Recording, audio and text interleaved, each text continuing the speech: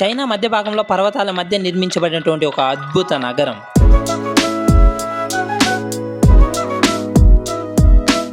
Yangtze మరియు జియాలింగ్ నదులు కలిసేటువంటి ఒక mega city.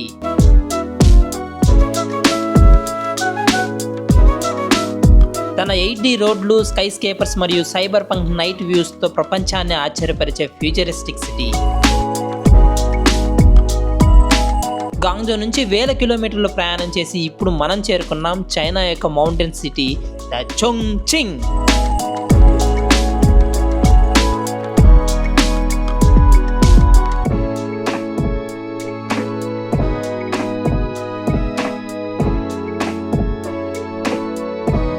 Hello all, welcome back to another interesting video from China. నా పేరు శ్రీనాథ్. ఈ రోజు అయితే చైనాలో one of the most craziest సిటీలో అయితే ఉన్నాము. దాని పేరే చోంగ్చింగ్. దీన్నే 8D సిటీ ఆఫ్ చైనా అని కూడా అంటారు, and also cyberpunk city of China కూడా అంటారు. Trust me, this 8D cyberpunk animated movies లోనే చూస్తుంటాము, but in real time we are gonna see in this city called Chongqing. ఇక no more waiting, here we go shooting. Chongqing లో మన journey Chongqing కే hardcore place అనేటువంటి Jiefangbei pedestrian street నుంచి అయితే start చేస్తున్నాము. డే అయినా night అయినా ఈ ప్లేస్ ఎప్పుడు ఫుల్ ఆఫ్ ఎనర్జీగా ఉంటుంది. Huge LED buildings, shopping streets, street food, luxury stores, మొత్తం ఏరియా ఫ్యూచరిస్టిక్ సిటీ వైబ్ ఇస్తుంది. ఈ ప్లేస్ సెంటర్ లో కనిపిస్తున్నటువంటి మాన్యుమెంట్ పేరు పీపుల్స్ లిబరేషన్ మాన్యుమెంట్. చాలా మంది దీన్ని ఒక క్లాక్ టవర్ లా అనుకుంటారు, కానీ చైనా వార్ విక్టరీ మరియు లిబరేషన్ ని గుర్తు చేసేందుకు నిర్మించినటువంటి ఒక హిస్టారిక్ మాన్యుమెంట్ అనమాట. ఇది ఒరిజినల్లీ ఇది వరల్డ్ వార్ పీరియడ్ లో విక్టరీ మాన్యుమెంట్ గా నిర్మించారు. చైనా లిబరేషన్ తర్వాత దీనికి పీపుల్స్ లిబరేషన్ మాన్యుమెంట్ అనే పేరు వచ్చింది. ఇప్పుడు ఇది చోంగ్చింగ్ కి ఒక ఐకానిక్ సింబల్ లా మారిపోయింది. సింపుల్ గా చెప్పాలంటే మన హైదరాబాద్కి చార్మినార్ లాగా అనమాట.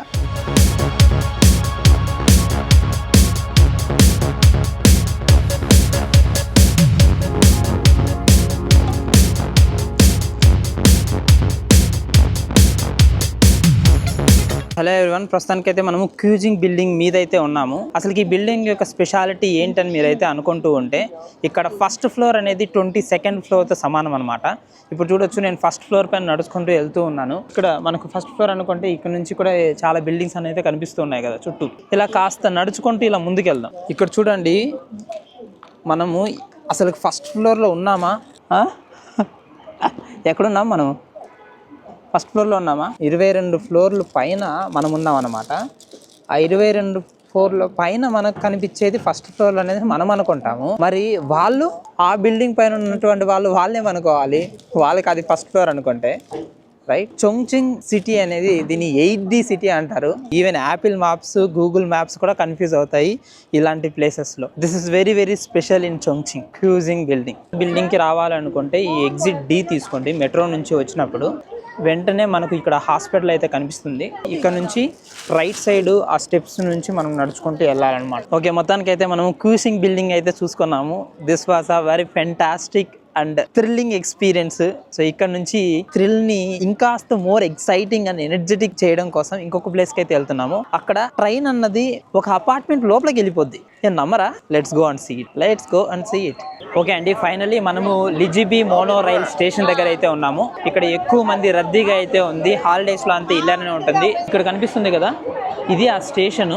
మనకు ఆ ట్రైన్ ట్రాక్, అది బిల్డింగ్, అపార్ట్మెంట్. ఈవెన్ దో అది అపార్ట్మెంట్ అయినప్పటికీ బిల్డింగ్ లోపల నుంచే ఆ ట్రైన్ అనేది వెళ్తుంది. ఎందుకంటే ఇక్కడ ఎత్తైనటువంటి కొండల్లో ఈ బిల్డింగ్స్ అన్ని ఉంటాయి కాబట్టి నార్మల్గా మనకు రెగ్యులర్గా ఉండే విధంగా అయితే ఎక్కడ ఉండదు. So this is one of the special attraction. అంటే అర్థం చేసుకోండి, అలాంటివి ఎన్ని ఉంటాయి మన దగ్గర, మనం జస్ట్ దాన్ని చూయించుకోవాలంతే. మొత్తానికి అయితే ఇదిగోండి, మన ట్రైన్ అయితే వస్తుందా వెళ్ళి ఆ బిల్డింగ్ని గుద్దుకుంటుంది అనుకుంటున్నారా? చూడండి, అసలుకి ఈజీగా లోపలికి వెళ్ళిపోతుంది అనమాట. That is what this place makes it more and more special. ఇక్కడ అందరూ ఈ విధంగా నోర్లు తెరుచుకో ఉంటారు. కారణం ఏంటంటే దే వాంట్ ఆ ట్రైన్ అన్నది వాళ్ళ నోట్ లోపలికి వెళ్ళేటట్టుగా విజువల్ అనేది క్రియేట్ చేయాలనేసి నేను కూడా ట్రై చేద్దాం అనుకుంటున్నాను. ఈమెయితే అదే ఒక బిజినెస్ లాగా పెట్టుకుంది అనమాట. సో 30 RMB అడిగింది ఆ విధంగా మీ వీడియో తీయడానికి. ఇంత బాగా ఫెసిలిటీస్ ఉంటాయన్నది ఇక్కడ అర్థం చేసుకోండి. ఇప్పుడు టూరిజంగా వచ్చిన వాళ్ళందరికీ కూడా కింద వాష్రూమ్స్ కావచ్చు, వాటర్ కావచ్చు, ఇవన్నీ వామ్ వాటర్ కావాలంటే వామ్ వాటరు, హాట్ వాటర్ కావాలంటే హాట్ వాటర్, దానికి తోడు మళ్ళీ పబ్లిక్ టాయిలెట్స్ అన్నీ చాలా నీట్గా పెట్టారు. చూడండి, అసలు పబ్లిక్ టాయిలెట్స్కి వెళ్ళే దారిలాగా కనిపిస్తుందా? So crazy. ప్రస్తుతానికైతే మనము చోంగ్చింగ్ చైనా 3 గార్జియస్ మ్యూజియం దగ్గర అయితే ఉన్నాము. చోంగ్చింగ్ మ్యూజియం అని కూడా పిలుస్తారు దీనికి ఎంట్రీ ఎలా, ఏమన్నా ఎంట్రన్స్ ఫీ ఉంటుందా, అసలు ఈ మ్యూజియం లోపల ఎందుకు ఏమేమి ఉన్నాయి, ఇలాంటి విషయాలంతా కూడా చూద్దాం. ఒకసారి మ్యూజియం చుట్టుపక్కల ఉన్నటువంటి పరిసరాలంతా చూసుకుంటే it's very wide open space అనమాట. ఇక్కడంతా కూడా అటువైపు కూడా ఏదో ఒక హిస్టారికల్ ప్లేస్ అయితే ఉంది అటువైపు. Will also explore that once ఈ మ్యూజియం ని విజిట్ చేసి వచ్చిన తర్వాత. Okay, let's go to the museum. ఇక్కడైతే ఒక స్కాన్ చేయడానికి అయితే పెట్టారు. ఓకే అండి, ఈ మ్యూజియం ఎంటర్ అవడానికి ఓన్లీ డీటెయిల్స్ మాత్రమే ప్రొవైడ్ చేయాలి. హోల్ డే ఉంటుంది. It's a free entry. Total గా ఈ మ్యూజియం 4 ఫ్లోర్స్ ఉంది. నాకు ఏఎన్ అడిగి ఎలా వెళ్ళాలి అనుకుంటే 4th ఫ్లోర్ నుంచి రమ్మని చెప్పింది. సో అందువల్ల ఫస్ట్ నేను 4th ఫ్లోర్కి అయితే వచ్చాను. Will explore the 4th floor first.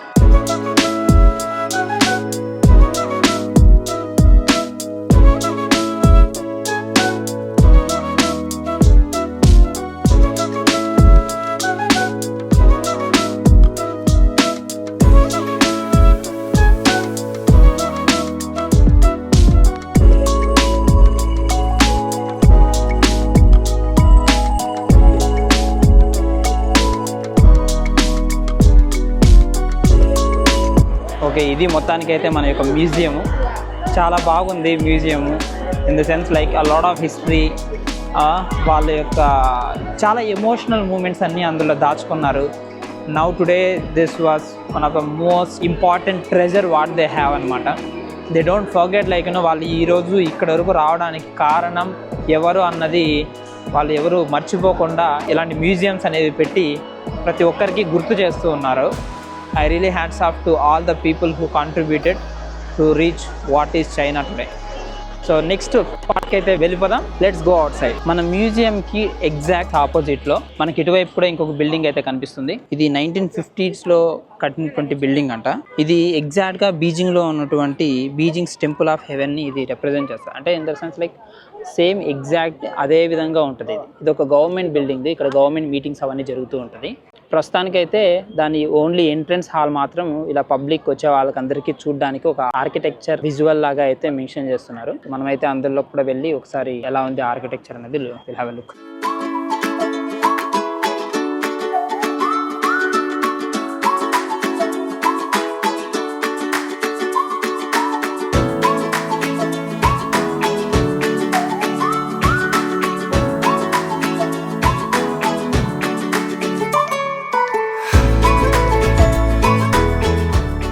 వీళ్ళు ఎంత స్మార్ట్ అర్థం చేసుకోండి. 8 RMB జస్ట్ ఆ హాల్ చూడడానికి. ఎందుకు అంటే అది గవర్నమెంట్ ఆఫీసు, ఎవరికి ఛాన్స్ ఉండదు అలాంటి గవర్నమెంట్ ఆఫీసులో వెళ్ళి కూర్చోడానికి. సో అందువల్ల అదొక టూరిజం అట్రాక్టివ్ స్పాట్ అయిపోయింది. So in China right, even ఆ స్మాల్ రాక్ దాన్ని కూడా వాళ్ళు ఒక బిజినెస్ లాగా చేస్తారు, ఒక టూరిజం అట్రాక్టివ్ లాగా చేస్తారు. వావ్, వాట్ ఏ స్పెక్టాక్యులర్ అన్నట్టుగా చూపిస్తారు. కానీ పెట్టే డబ్బుకి వర్త్ ఇట్ అనమాట. నేను ఒక స్టేషన్ ముందుగానే దిగిపోయాను. It is unplanned. దిగేసి ఏముంటే అది చూద్దాం అనేసి వచ్చేస్తాను అనమాట. ఓ, సమ్ గ్రేట్ పర్ఫార్మెన్సెస్ కూడా జరుగుతున్నాయి ఇక్కడ. మంచి వైబ్ ఇస్తుంది ఇక్కడైతే నాకు. చూడండి, అసలుకి పైన అయితే పెద్ద హైవే, చుట్టూ రివరు, ఇక్కడ మంచి music. Let me watch their performances. అసలు కూర్చొని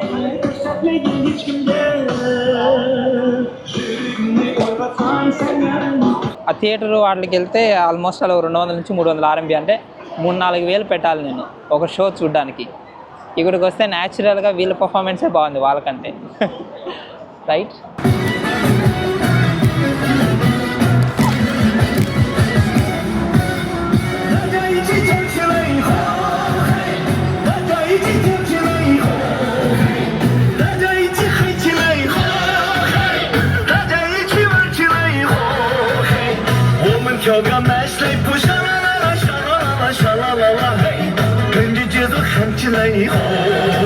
మనం ఏమన్నా వాళ్ళ ముందు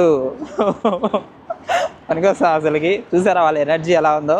ఓ హే, ఓ హే, I want to dance actually. Yeah, trust me, these people are making their lives so awesome. You know, every single day. I know life has a lot of issues, lot of problems, ప్రతి ఒక్కరికి ఉంటాయి.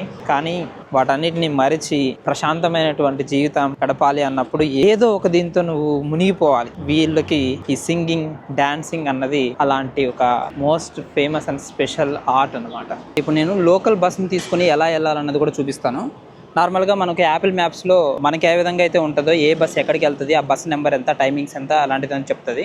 Bus స్టాప్లో ఏ bus ఎక్కడికి వెళ్తుంది timings కూడా ఇందులో mention చేస్తుంటారు. నేను ఇప్పుడు వెళ్ళాల్సిన బస్సు వచ్చి 862. సో ఈ బస్సు ఆల్రెడీ వస్తుంది అక్కడ. సేమ్ ఇంతకుముందు చెప్పినట్టుగానే అలీపేలో ట్రాన్స్పోర్ట్ మనం చొంగ్చింగ్ ట్రాన్స్పోర్ట్ గానే యాడ్ చేసుకున్నట్టయితే మనకి క్యూఆర్ కోడ్ అనేది వస్తుంది. ఈ క్యూఆర్ కోడ్ అనేది స్కాన్ చేస్తే చాలు. ప్రతి బస్సులో కూడా మెట్రో స్టేషన్ లో కూడా ఎంత అనుకుంటున్నారు, 2 RMB. అదే మనం ఒక క్యాబ్ తీసుకుంటే ఆల్మోస్ట్ 10 to 15 RMB అవుతుంది. వాడడం తెలిసిన వాళ్ళకి పబ్లిక్ ట్రాన్స్పోర్ట్ అనేది చాలా అంటే చాలా cheap. This is our public bus.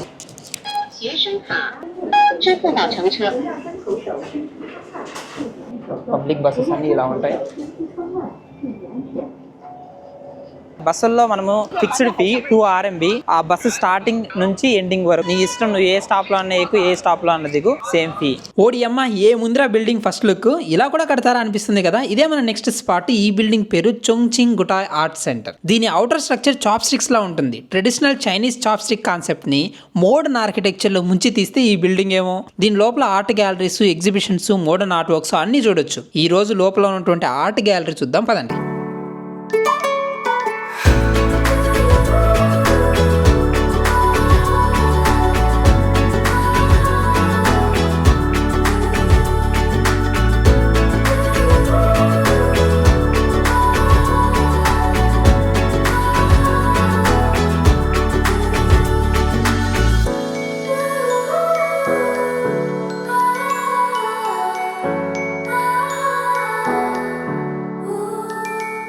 ఆ పైన నుంచి ఇలా దిక్కుంటూ వచ్చాం కిందకి. గైస్, ఇప్పుడు మనం చేరుకున్నాము చొంగ్చింగ్లోనే అత్యంత ఐకానిక్ స్పాట్ అయినటువంటి హొంగ్యాడాంగ్ దగ్గరికి. ఇది కేవలం టూరిస్ట్ స్పాట్ కాదు, పాత చొంగ్చింగ్ స్టిల్ట్ హౌసెస్ కల్చర్ని రిప్రజెంట్ చేసేటువంటి హిస్టారికల్ ల్యాండ్ మార్క్. ఒకప్పుడు ఇది ట్రెడిషనల్ రివర్ సైడ్ ట్రేడింగ్ ఏరియాగా ఉండేది. ఇప్పుడు దీని లోపల street food, local shops, tea shops, సువీరియన్ స్టోర్స్ అన్నీ ఉంటున్నాయి. కానీ అస్సలు మ్యాజిక్ ఏంటంటే ఈవినింగ్ లైట్స్ ఆన్ అయిన తర్వాత మొత్తం బిల్డింగ్ గోల్డెన్ లైట్స్లో గ్లో అవుతుంది. బా, ఏముంటుందంటే యానిమేటెడ్ మూవీలా ఉంటుంది మామ. నువ్వు అయినా నేనైనా ఫిదా అవ్వాల్సిందే. చూసారుగా మొత్తం ఎగబడుతున్నారు అసలుగా ఫోటోలు తీసుకోవడానికి. ఎందుకంటే అది అంత బాగుంటుంది అనమాట ఆ లైటింగ్స్తో. ఇప్పుడే లైట్స్ తిరిగాయి, మేబీ ఇంకాసేపు కాస్త చీకటి పడ్డాక అప్పుడు చూద్దాము. అబ్బాబ్బాబ్బాబ్బా, ఇచ్చి పడేస్తుంది అసలుకి. చెప్పారు కదా, భూలోక స్వర్గ పేరు పెట్టాల్సిన అవసరం లేదనమాట. చూడండి అసలు ఎంత మంది ఉన్నారు. పోతూ ఉంటే వస్తూ ఉంటారు, పోతూ ఉంటే వస్తూ ఉంటారు. మొత్తం బెస్ట్ వ్యూ కావాలంటే ఆపోజిట్ బ్రిడ్జ్ సైడ్ లేదా రివర్ సైడ్ వ్యూ పాయింట్లో చూస్తే మొత్తం హుంగ్యాడాంగ్ సినిమాటిక్ లెవెల్లో కనిపిస్తుంది.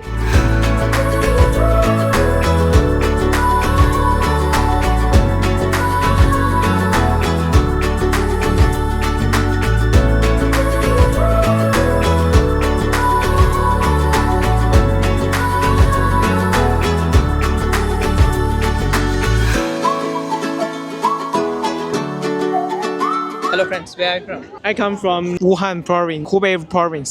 Wuhan. I come from Hunan, Zhangjiajie. Your name? Shunxin Li. My name is Yu Jing. So what do you say about this place? We take our friends to view the Chongqing's night view. I'm staying in Chongqing 7 years. 7 years. I have seen this view many times. I think the Southwest University.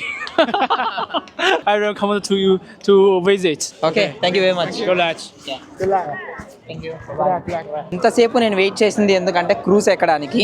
8 o'clockకి cruise ఎక్కుదాం అనేసి అయితే అనుకున్నాను, అందువల్లే wait చేశాను. ఎందుకంటే night టైంలో క్రూజ్తో ఈ రివర్లో వెళ్ళడం అన్నది it was a great experience. ఈ క్రూజ్ ఇవన్నీ ఎక్కడానికి మీ పాస్పోర్ట్ అయితే మాత్రం చాలా అవసరము, ఎందుకంటే పాస్పోర్ట్తోనే రిజిస్ట్రేషన్ అనేది చేస్తారు. నేనైతే చాలా ఎక్సైటింగ్గా ఉన్నాను. థర్డ్ క్రూజ్ ఎక్స్పీరియన్స్ అయినప్పటికీ ఇక్కడ క్రూజ్ ఎక్స్పీరియన్స్ చేయడం అన్నది it's a special thing for me.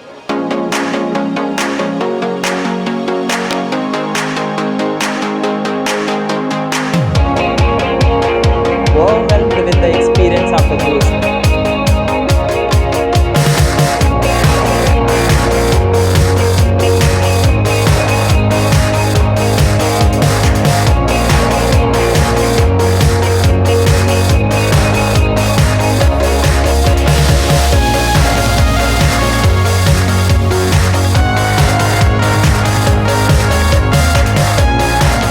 ఈ పున్నమి వెలుగులో చేసినటువంటి ఈ నదీ ప్రయాణం ఎప్పటికీ మరవలేనిది. అలా ఎంజాయ్ చేస్తూ వెళ్తుంటే మనకు కనిపిస్తుంది ద రఫెల్స్ సిటీ. మనకు అర్థమయ్యేలా చెప్పాలి అంటే మన ఆంధ్రప్రదేశ్లో కృష్ణా గోదావరి సంగమం ప్రాంతం ఎలాగో ఇక్కడ యాంగ్జే రివర్ మరియు జాలింగ్ రివర్లు ఎన్నో వేల కిలోమీటర్లు ప్రయాణం చేసి ఈ రెండు నదులు ఇక్కడే కలుస్తాయి. ఆ కారణంగానే ఈ ప్లేస్ మ్యాసివ్ ట్రేడింగ్ పోర్ట్ ఏరియాగా ఒకప్పట్లో ఉండేది. ఎన్నో వేలాది బోట్స్, ఎంతో బిజినెసెస్, ఎంతో మంది ట్రావెలర్స్ ఇక్కడి నుంచే వెళ్ళేవారట. ఇప్పుడు ఇదే ప్లేస్ మీద కట్టారు ఈ గెయింట్ ఫ్యూచరిస్టిక్ మాస్టర్ పీస్ ని. ఓల్డ్ ఫేమస్ ఆర్కిటెక్ట్ అయినటువంటి మొషే సెఫ్తే డిజైన్ చేసిన ఈ స్ట్రక్చర్ లో బిగ్గెస్ట్ హైలైట్ టాప్ లో ఫ్లోటింగ్ గా కనిపించేటువంటి ద క్రిస్టల్ స్కై బ్రిడ్జ్.